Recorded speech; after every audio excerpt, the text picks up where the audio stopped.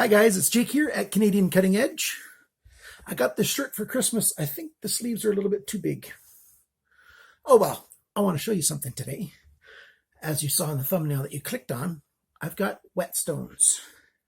Why do I have Whetstones for sharpening by hand? Because I've got guided sharpening system. By the way, I'm getting another one to review sometime, probably early February. But Whetstones are used a lot of times. Sometimes there's things that just don't sharpen well with a guided sharpening system. And the other thing is, I want to learn how to do this. I used to try sharpening with Whetstones and years ago, and I just gave up. I just wasn't any good at it, and I want to give it another shot. So I bought budget sharpening stones. Those of you guys who sharpen by hand and use Whetstones, you know that these are budget sharpening stones. But I want to give it a try. So what are these? These are this brand right here. I have a terrible time trying to say the name. There it is. TAIDEA. TAIDEA. TAIDEA. I don't know. Anyways, comes in a box like this. You can buy them with 2 grits, such as this one. This one's a 240-1000. 240 is the lowest grit that you can get from them, and 5000 is the highest grit. So you get 2 stones. You get this rubber base for it. And so you set it down on a solid surface that you don't mind getting all wet. And you soak your stone first, and then you sharpen on your stone.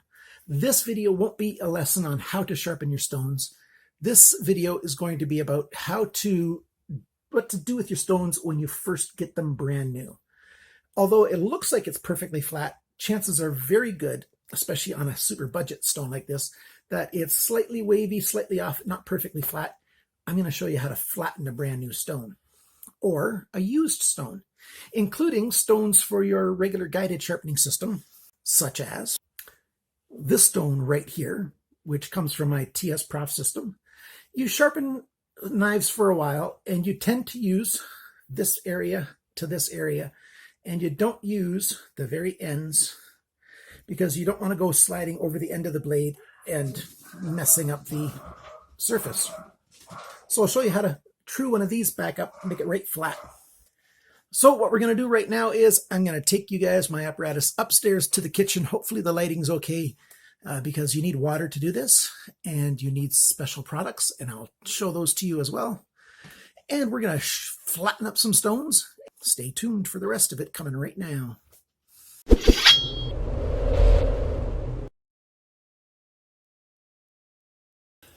So I'm just over my kitchen sink here. The first thing I do is I've got these super sticky pads that you can get.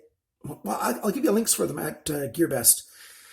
I use them on my vehicles, on my dashboard, because they're so sticky. You put those on your dashboard, you put anything you want on there, and it's not going to fall. What you need is a piece of glass. This is 4mm thick float glass. You do want float glass. And I'm going to put this on here. And it's not going to slide around. It's anti-slip, and it's sitting good. I've used this before. That's why it's slightly cloudy. I've only used it once.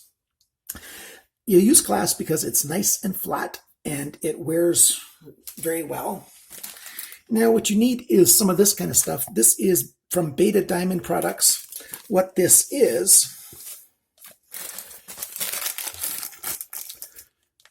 silicone carbide powder, and you can buy them in 1-pound packages at betadiamond.com.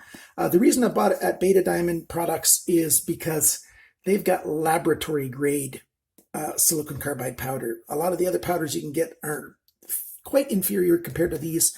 This is really good stuff. This is the smallest package you can buy it in, is 1 pound. And I bought 2 different grits here. I've got 120 grit, and I've got 320 grit. We're going to start with the 320 grit, and we can always go to a more coarse grit afterwards. And we'll use that in just a second. Before we do that, we got to do something else. This is a mechanical pencil, and I want to put lines on the stone.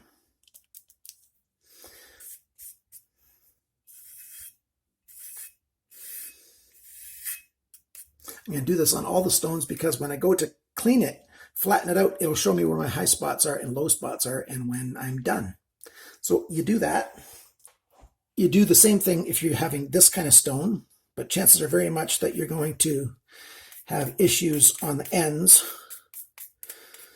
So make sure that you get the ends really well marked up so you can see what's going on there. So you do that to all the stones that you want to flatten, all the sides. You do all that. You make your glass wet. There we go. Glass is wet all over. So I got my powder. Take some of it. You don't need very much at all. Just, a tiny bit. That's actually way more than I'm probably going to need.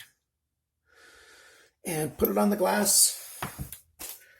It's not crazy expensive, but it's not cheap. Okay, so I'm going to spread this around. Make a bit of a slurry. Work hard to not splash it off the sides. There you go. Got some grit. Here's my stone. And all I do is start to flatten it. Go in whatever kind of motion I want. I probably should have soaked the stone first. I forgot about that step.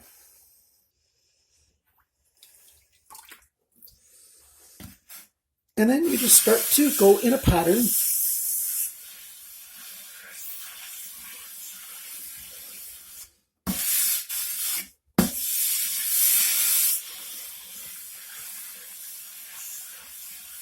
You want to go over the entire glass evenly so you don't wear the glass in an odd shape. You want to keep it flat.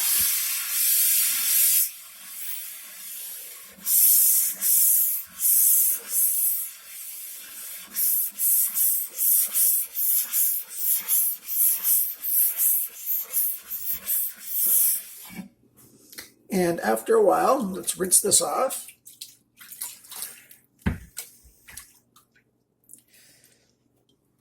You can see the stone here that all around the outside, it's wore down, but on the middle, it's not. So clearly, brand new from the factory, it's got a little bit of a bowl shape, a little bit low in the center. So you just keep doing this.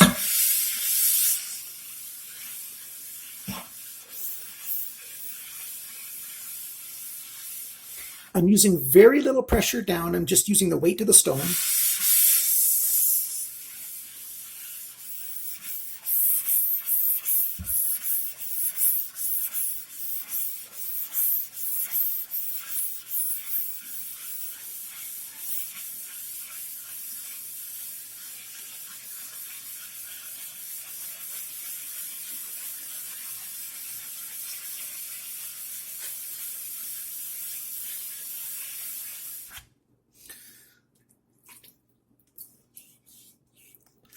And now the stone's clean. It's wore evenly.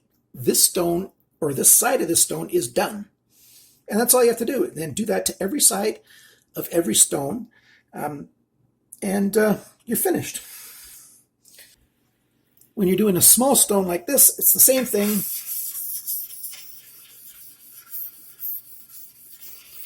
Very little downward pressure, just a little bit.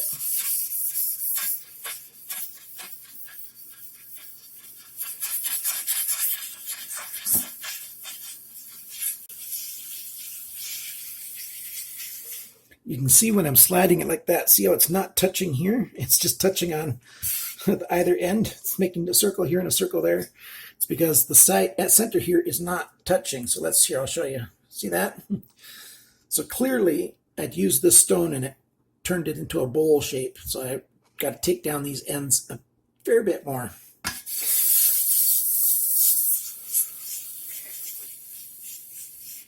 As long as you can hear it scraping, you know that it's working.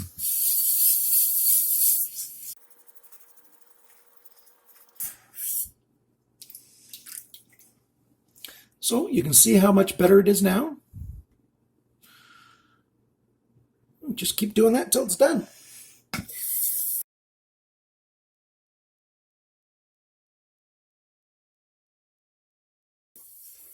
So then when it looks like you're leaving a flat path as you slide it across, You see it's going over the whole thing. Oh, that looks pretty clean. Rinse it off. Take a look. Perfect. I don't want to do any more because I'm going to take off more material than I want. Now my stone is back good. These are the default stones that come with a TS Prof. So they're not the super best stones, but they're not terrible stones. This one is the 600 grit. And this is the first time that I've had to flatten this stone other than when it was brand new. And I've sharpened 150 stones already. The coarser grits, they wear faster, and the higher grits wear slower because you don't need to use them as much. And so that's it. That's the nature of truing up your stones. So thank you very much for watching this video. Hope you learned something. Go ahead and ask any questions you want. The most important thing is clean up when you're done before your wife gets home from work. We'll see you next time, guys. Remember, always cut towards your chum, not your thumb.